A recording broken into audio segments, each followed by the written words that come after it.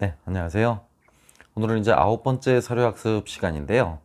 어, 아이나르트가 바라본 샤를마뉴에 관한 내용입니다. 프랑코 왕국의 작가이자 그 샤를마뉴의 측근이기도 했었던 아이나르트가 샤를마뉴에 대해서 전기를 남겼는데요. 그 전기 속에 담겨진 샤를마뉴에 대한 기록을 함께 같이 살펴보도록 하실게요. 두 가지 측면에서 중요하다고 볼 수 있겠는데요. 한 가지는 이제 요 당시 이루어지고 있었던 카롤링거 또는 까를로스 르네상스의 특징에 관한 부분으로 시험 문제가 나올 수도 있겠고요. 좀 세부적으로 들어가자면 이 까를로스 르네상스와 연관되어 있던 인물들이 있죠. 예. 아마도 샤를마뉴와 그가 세웠던 뭐 궁정학교, 또 그가 부흥을 시키고 초빙을 했었던 알퀴누스라는 학자, 뭐 이렇게 지역적인 팩트들로 물어볼 수 있는 문항도 하나 만들어 볼 수 있겠고요. 그 다음 또 한 가지는 이제 르네상스를 바라보고 있는 견해, 르네상스 관이라고 할 수 있겠는데요.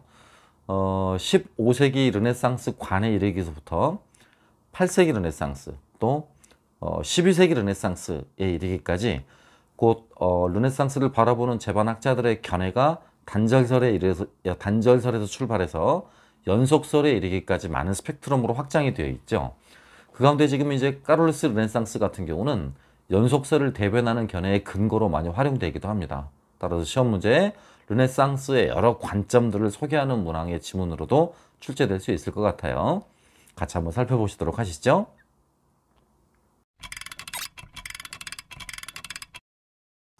네, 그럼 아인하르트가 본 샤를마뉴라는 제목의 사료를 한번 살펴보도록 하겠습니다.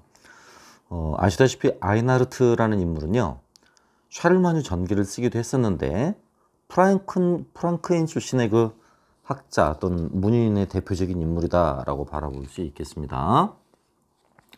그가 나타날 수 있었던 시대적인 상황은 789년이죠. 789년에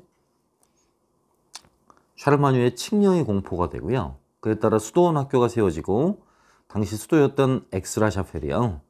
그죠? 현재 지금 도일 명칭으로는 아헨이라고 부르고요.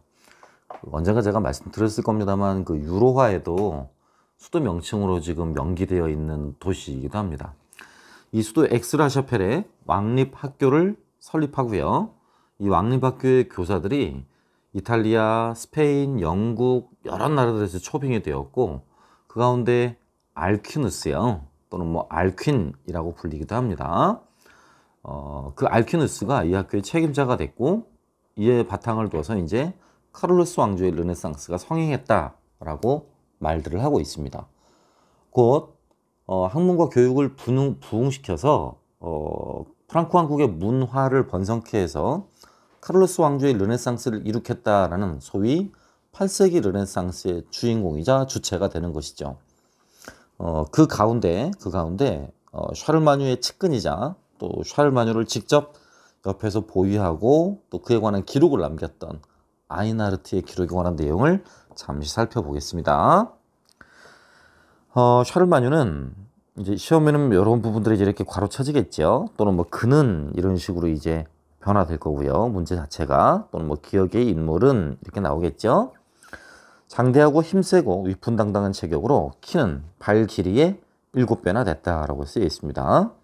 보통 그렇습니다. 보통 뭐 키가 엄청 큰 게 아니고요. 발 길이의 7배가 되는 셈이죠. 민족적 관습에 따라 그는 자주 말타기와 사냥을 했다. 그는 수영을 했는데 그보다 잘하는 사람은 없었다. 적당량을 먹고 특히 술은 마시지 않았다. 그는 누구든지 술 주정하는 것을 싫어했으며 자기 자신은 물론 궁중에 누구도 과음하지 못하게 했다. 식사 중에는 독서하거나 음악 감상을 했다. 독서 대상은 옛날 이야기에 관한 것이었다. 또한 성 아우구스티누스의 책을 좋아했고 특히 신국론을 해독했다라고 쓰여 있습니다. 네, 상당 부분이 뭐 이렇게 윤색이 되었을 것으로 추정이 되어집니다만 아무튼 역대의 프랑코 왕 가운데서는 그래도 상당히 교양 계급에 속한 인물이 아니었는가라고 번역해 볼 수 있겠습니다.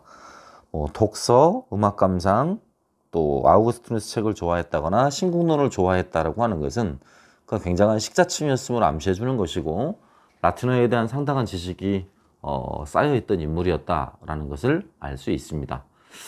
아마 그랬기 때문에 그리스와 라틴 문화를 하나로 융합을 시켜서 카를로스 왕조의 르네상스를 이끌 수 있었을 것이고요. 더 나아가서 이런 문화 진흥 사업이 프랑크 왕국의 전체적인 지역으로까지 확대되지는 못했지만 프랑크 왕국의 문화적 유산으로 남을 수 있는 가장 중요한 틀이 됐다라고 말할 수 있습니다. 샤르마뉴는 유창한 언변의 재주를 가졌으며 말을 잘했다라는 거죠. 아주 뚜렷하게 자기 의사를 표현할 줄 알았다. 그는 자신의 나라 말만 능통하기에 만족치 않고 외국어를 배웠다. 예, 당연히 이때 외국어라고 한 이제 로마인들의 언어인 라틴어가 되겠죠. 라틴어를 습득해서 국어만큼 유창하게 말했다. 그러나 그리스어는 말하기보다 읽는 것을 더 잘했다. 바꿔 말하면 말 잘 못했다는 얘기죠. 그는 열심히 교양을 가꾸었으며 교양 과목 교사들을 매우 존경하고 그들에게 높은 영예를 안겨주었다. 그는 또한 저술하고 서판을 베개 밑에 두곤 했다. 시간이 나면 그는 직접 편지를 쓰기도 했다라고도 쓰여 있습니다. 네. 아무튼 샤를마뉴에 대한 객관적 기록이다라고 평가하기는 약간 좀 문제가 있을지 모르겠습니다만 확실한 거 한 가지는 샤를마뉴 자체가 역시 프랑크 왕국의 국왕들 가운데서 굉장한 교양 계급이었고 또 여러 언어에 대한 습득을 바탕으로 해서 카를로스 르네상스를 효과적으로 이끌 수 있었던 인물이었다라는 건 변함이 없는 것 같습니다. 따라서 이런 종류의 사료가 주어지게 되면 두 가지를 물어볼 수 있겠습니다. 첫째는 이 샤를마뉴가 누구인가, 또 그의 정치적 업적은 어떤 것인가 라는 부분을 물어볼 수 있겠고요. 또 한 가지는 아이나르트가 누구인가 라는 부분입니다. 아이나르트와 샤를마뉴를 연계지을 수 있는 부분의 시험 문항 같은 경우는 카롤링 르네상스가 되겠죠.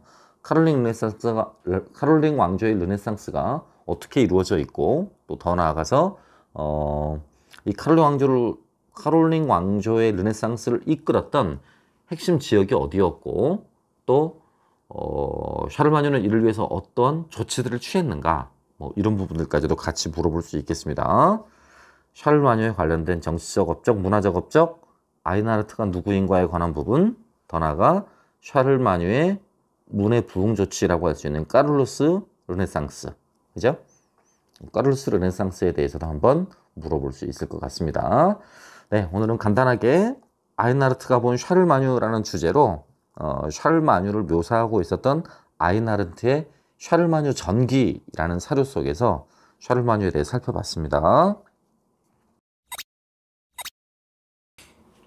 네, 잘 보셨죠? 네, 오늘 살펴본 아이나르트가 본 샤를마뉴라는 주제의 사료는요, 그 참고문헌을 어디를 보시면 되게 좋냐면 서양사 총론의 255쪽부터 256쪽 내용을 좀 참고하시면 도움이 되실 수 있을 것 같아요.